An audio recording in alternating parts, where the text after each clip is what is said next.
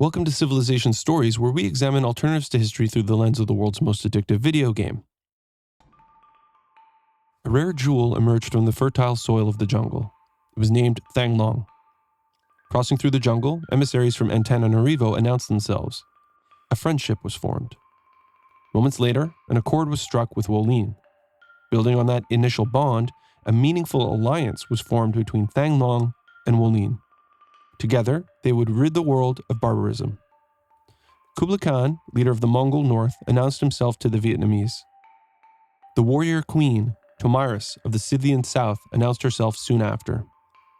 Surrounded by city-states, Vietnam's friendships could extend even further. The sacred jewel of the jungle bore fruit and spread its influence into new lands. The village was named Con Quang. Seeking dominion of all lands from the jungle to the snow, the sacred jewel betrayed Kublai Khan. The sky would fall, and the sacred jewel's fury would consume all the lands from ocean to ocean. The gate to the heavens opened. Vietnam trusted in the creativity and skill of their laborers, and worshipped ever after the god of craftsmen. The sacred jewel pressed the Vietnamese influence northward by settling at the base of the sacred Torres, founding the village of Hoa Lu. Celebrating a new golden age, shamans of Wolin attested to the bravery of Vietnamese warriors laying siege to Kukakota, bestowing upon the sacred jewel the services of the mighty Sun Tzu. The Mongols could not hold back the might of the Vietnamese as Kukakota fell. Grace came to Vietnam in the form of a holy man named Lao Tzu, who would lead the Vietnamese people into the light. Led by greatness all around them, Vietnamese warriors stormed into the Mongol capital, Xanadu, and claimed the city as their own. Mighty warriors of Vietnam continued to march forward, conquering the mighty city of Ulaanbaatar. While striding forth into hostile lands, settlers of the sacred jewel occupied new lands of their own by founding the village of Hue. Already under the command of superior generals, with the Mongols on the brink of defeat, a new leader, Boudica, rose through the ranks of the Vietnamese army. When Vietnamese soldiers broke into Urumqi, it meant the end of the Khan of Mongolia. All of their lands were now in the hands of the mighty sacred jewel, ruler of the most vast empire in the whole world. Even with the defeat of the Mongols, the sacred jewel's thirst for more lands and more riches could not be wholly slaked. Before the dawn of the medieval era, Vietnamese soldiers had conquered Cardiff. Moving into the medieval period, engineers of Con Quang put stone to the glory of the sky and built the Great Bath, a wonder of such beauty it would become the envy of the world. Following through on their ancient ambitions of controlling all of the territory surrounding the Holy Torres Mountain, Vietnamese warriors captured Johannesburg. All that lay between the sacred jewel and control of the entire world was the Scythian South and whatever mysteries lay beyond the great oceans. Vietnamese armies were deployed to the southern frontier. Scouts operating on Tomyris' behalf noticed. It was time, once again, for war. Vietnamese soldiers moved swiftly through the jungle and captured the Scythian frontier settlement of Kul Oba. Architects of Vietnam once again proved their ingenuity by building the Hanging Gardens of Xanadu, a wonder of sublime beauty that was unmatched in the ancient world. Vietnam further demonstrated their greatness by introducing the world to the mighty Voi Chien, a fearsome instrument of warfare unlike any other. After centuries of quiet contemplation, Lao Tzu, the lord and savior of the Vietnamese flock, in the city of Xanadu, brought a new religion to the Vietnamese people, a faith that would turn Mongolian Buddhism into nothing more than a flickering memory. Under the symbol of the blessed butterfly, and based on the tenets of religious community and cross-cultural dialogue, Vietnamese Zhenyism would surely metamorphose the philosophies and the sacred path of the whole world. While storming the walls of Galonis, a new general, El Cid, emerged as a great leader for the Vietnamese. The city fell shortly after. The Vietnamese continued their march into Scythian lands, with El Cid's victory in the field sparking a golden age for his people. Before the medieval era came to a close, warriors faithful to the sacred jewel and the teachings of Lao Tzu stormed the ramparts of the ancient Scythian capital, Pokrovka, and captured the city. Vietnam now claimed control of the mighty pyramids. To commemorate the event, Sun Tzu published his Art of War, a treatise on military expertise illustrating the unstoppable military tactics of the sacred jewel and all of its armies. The Vietnamese invasion of Scythia continued unabated as soldiers stormed into Saloka. With the dawn of the Renaissance, so came the dawn of a new golden age. The whole of the known world, but for some minor Scythian strongholds on the southern frontier, was under the sway and influence of the mighty sacred jewel of the jungle. Despite the war, Vietnam's Renaissance architects looked to their classical era traditions and produced a work of sublime beauty, the Temple of Artemis in the city of Hoa Lu. Despite Scythia's superior weaponry, their musketmen and coursers were no match for the ingenuity of Vietnamese generals, as the army of the Sacred Jewel stormed into the city of Neapolis, pushing Scythia to the brink of extinction and leading to a brief period of peace between the two nations. With war over, Joan of Arc joined the Vietnamese army. She was immediately sacrificed and her bones displayed in the palace of Thang Long. Builders of Vietnam, as a tribute to the might of their ancient armies, further displayed their ingenuity by building the terracotta army in the former Scythian capital city of Pokrovka. In 920, El Cid, the great hero of the Viet-Scythian War, crossed the Eastern Ocean and met with a strange tribe of people who called themselves Nubians. The initial greeting was a friendly one. They possessed exotic resources and were amenable to fair trade. But, learning of Vietnam's glorious military history, their leader, Amanitor, turned a jealous and deceitful eye toward the sacred jewel of the jungle. For the offense of aligning with Scythia during the medieval wars, Lithuanians were dispersed and their great city captured in the name of and to the glory of the Vietnamese. To celebrate their achievements, Vietnamese builders constructed the Colosseum in the city of Con Quang. Victorious gladiators could parade straight from the Colosseum to the Great Bath in just a few steps. Con Quang was developing into a city of great culture that was the envy of the world. Nubia was not alone in the New World. A rival tribe of Georgians shared the spaces of these new and exotic lands. They too were upset to hear about Vietnam's militaristic exploits from centuries ago. Saddened to learn that peoples from across the world perceived the Vietnamese as evil, their civilization descended into a dark age. Determined to rise to glory, they began this new era by building Kilwa Kisawani in the city of Xanadu. El Cid, traveling through Georgia, reached the frontier and made first contact with a new tribe, Egypt. Peaceably crossing through Egyptian lands, El Cid then made first contact with America. Egypt joined the global consensus in denouncing Vietnam's militaristic history. America did the same soon after. After Vietnamese sailing ships crossed the Western Ocean and allied with Nan Madol, they became the first great civilization to prove that the earth was round. Soon after, emissaries of Vietnam made contact with England, the last of the major civilizations occupying lands in the New World. Like everyone else, learning of Vietnam's glorious military history, England denounced them for their decisions from centuries ago. One can only run from their reputation for so long, and true glory could only be achieved by defeating Scythia once and for all. The opportunity for complete continental dominance came, and the Vietnam genius declared a holy war on the Hindu of Scythia. Vietnamese builders remained unmatched in their skill and ingenuity. Their reputation spreading across the globe, their greatness was further cemented when they built the Hagia Sophia in the luminous city of Xanadu. The Vietnamese army's reputation was also without equal. Though the terrain around the Scythian city of Issyk made a full-scale invasion difficult, Rani Lakshmibai's talents in the field would help Vietnamese soldiers to push through. Like the fall of the axe blade upon the base of a soft tree, Vietnamese soldiers descended upon Issyk and captured the city. With the fall of Pazyryk, Scythia was defeated once and for all. The Sacred Jewel was now the undisputed ruler of the whole of the ancient world. The victory ensured a new great and heroic era for Vietnam. Now uncontested on their home continent, in an effort to repair its reputation, Vietnam set out to rid the world of barbarism. The Sacred Jewel also began a beautification campaign by protecting the most beautiful areas of their great country and establishing the world's first national park. Xanadu, a true pleasure paradise, further demonstrated its beauty as the greatest city in which to live by building Mont Saint-Michel, a wonder so sublime it could spark the awe of even the most hardened heart. Surely now the world would warm to the Vietnamese conception of human ideals. Hinduism was on the decline as faithful followers of Zhenya converted the once sacred Hindu temple of Neapolis to their religion.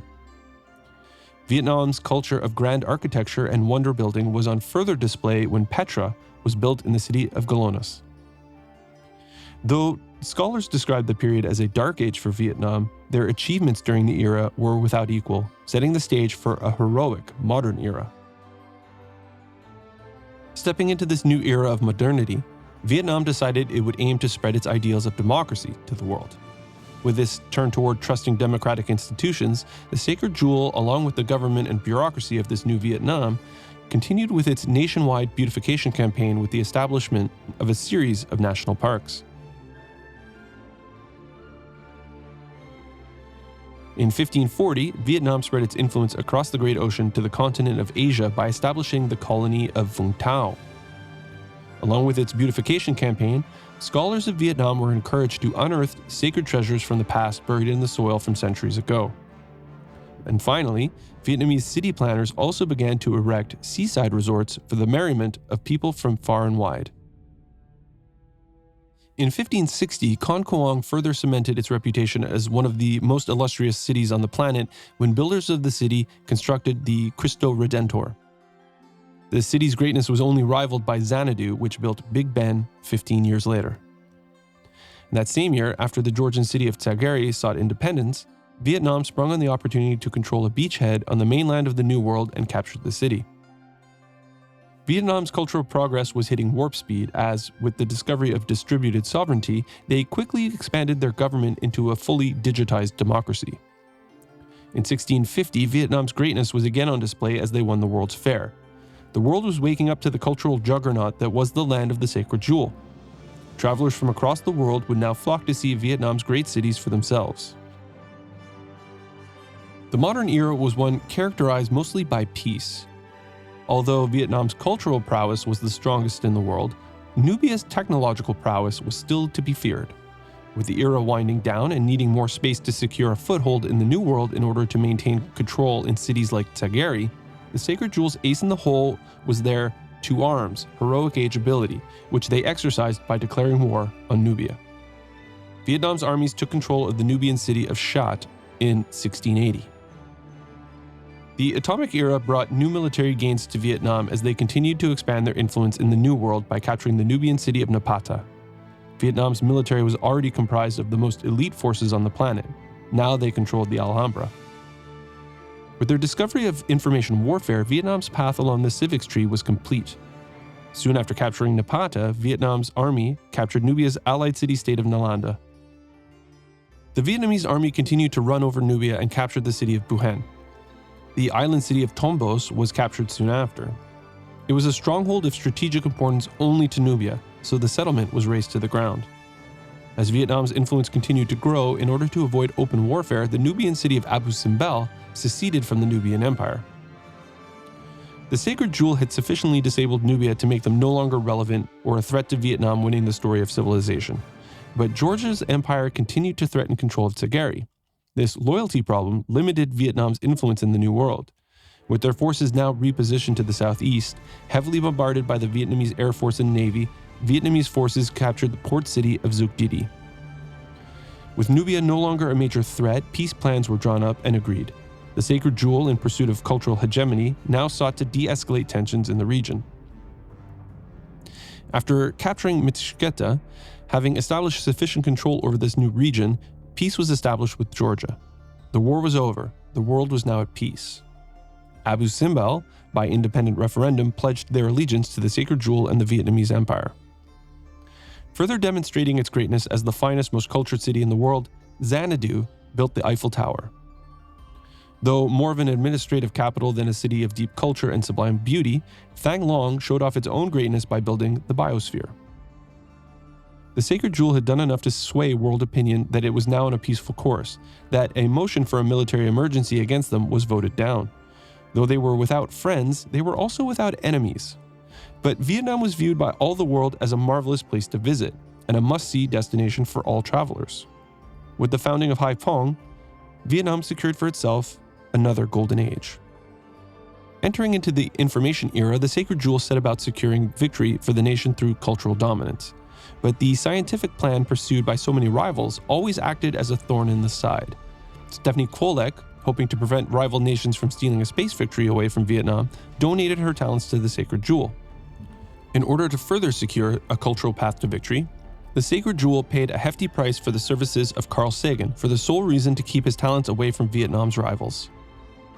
In 1858, Urumqi added itself to the list of Vietnam's wonder-building cities when it completed the Estadio de Maracana. And, not surprisingly, Vietnam won the World Games. Con Quang, already one of the world's most legendary cities and whose ballet was world famous, built the Bolshoi Theater. Soon after, the former Scythian city of Issyk built the Golden Gate Bridge. Although visitors from around the world were flocking to Vietnam to see its museums and national parks, Vietnamese artistry also sought to export itself. Underground Lizard played a legendary rock concert at the university campus in the Nubian city of Kerma that melted the minds of all who attended. They were at it again, playing a memorable show in support of their second album at the campus of Saidinga 4 years later. The former city-state of Vilnius added itself to Vietnam's wonder-building cities when architects from the city constructed the Torre de Belém. Promoting their third album, Underground Lizard continued to promote the best of Vietnamese rock and roll by performing their first show in Egypt at the Sais Arena. They had gained a reputation for consistently delivering a solid live act. They did it again at Egypt's University of Atlanta campus in 1878. 2 years later, Hoi An added itself to Vietnam's wonder-building cities after constructing the Statue of Liberty. Following in the footsteps of Underground Lizard, Blind Fire played a show at Jebel Barkal in Tishkumi, Georgia that was so memorable it lifted them instantly to a headlining act. Underground Lizard's fame was waning. When they played the campus at Swanet to support their fifth album, because the show did not live up to their now lofty expectations, they disbanded. Blind Fire became the new great show coming out of Vietnam. Where Underground Lizard failed to win Egyptian hearts, Blind Fire succeeded after their show at the Mahabodhi Temple in Thebes. 2 years later, they survived the show at the amphitheater in Swanet in front of a very discerning crowd. Keeping pace with the scientifically focused civilizations, Vietnam launched its satellite in 1894. Meanwhile, America was invading England, having captured the capital city of London. With Nubia having been sufficiently subdued, America was threatening to become Vietnam's fiercest rival. In 1901, employing the talents of Sergei Korolev, Vietnam went to the moon. The next year, once again courtesy of the great genius of Sergei Korolev, Vietnam completed its Mars colony. And moments later, thanks to the great mind of Carl Sagan, Vietnam launched its exoplanet expedition, vaulting Vietnam into the lead in the race to dominate the heavens. It wouldn't matter, as by the end of that year, the consensus was that the Sacred Jewel had done enough to be declared the victor of the story of civilization. This was a really fun playthrough, and I included among my civilization stories to show how my Let's Play videos go from being a straight playthrough into a story. It's also why I'm launching this civilization story video simultaneously with the final chapter of my Let's Play Vietnam. Anyone interested in diving deeper into all the little decisions behind how this story played out can go and check out every turn of my playthrough. I'll leave a link to my Let's Play playlist in the description, and there will be an end card you can click on to get you there as well. I was really happy that this ended up being the story I used for my Let's Play videos because, I'll be honest, not all of my games go this smoothly. When I launched my video of my ancient and classical eras, someone had the gall to comment that my play hadn't been very optimal. Now, min-maxers out there might roll their eyes at me and be like, dude, you fucked up here, you fucked up there. I don't give a shit. I crushed this game. For all those whose primary focus when playing is having fun, then I did all the right things in this game and quite literally everything worked out exactly as I planned. I think a good sign that you smoked it is two things. When you complete the tech and civics tree in eras before the future era, and when you win the game with great people still to be earned. I know the Civ community loves a quick win. Everybody loves showing off their sub 100 turn victories, not me. But to be fair, there is a case to be made that I could have achieved victory sooner if I had trusted my cultural dominance earlier and leaned into it, and not invaded Nubia. But I've been burned in the past by leaning into a particular non-scientific victory type and just getting bogged down while an uncontested AI just lazily gets away with a science victory. I always try to have a plan B, and that plan B is to undermine the scientific leader by any means possible. Did it slow my victory? Maybe. Do I care? Not at all. This game was fun, and I succeeded in so many areas. Vietnam is a really fun civ to play. Their Voi Chien unit is a force to be reckoned with, and their Than district helps to give Vietnam that soft and consistent cultural lift. Their Nine Dragon River Delta ability takes some serious getting used to, though. Playing as most civs in the game, one develops a sense of how to acquire the best adjacencies. This unique ability of Vietnam's undermines all of that conditioning. As a result, okay, maybe some of my district placements were suboptimal. It was something I was learning on the go, and I didn't realize until pretty late that builders can plant woods earlier in the civics tree. Once I did figure it out, planting became a huge part of this game because it's become clear to me that national parks are one of the keys to cultural victory. But I do appreciate that there is still a width component to the cultural victory. Because the cultural victory depends a lot on how you treat your land, you need to have a decent amount of land to conserve. You also need a pretty good amount of cities to build theater squares in which to house your great works. I got a bit lucky in this game that I had only 2 rivals in the old world and enough space to move around and expand on my own.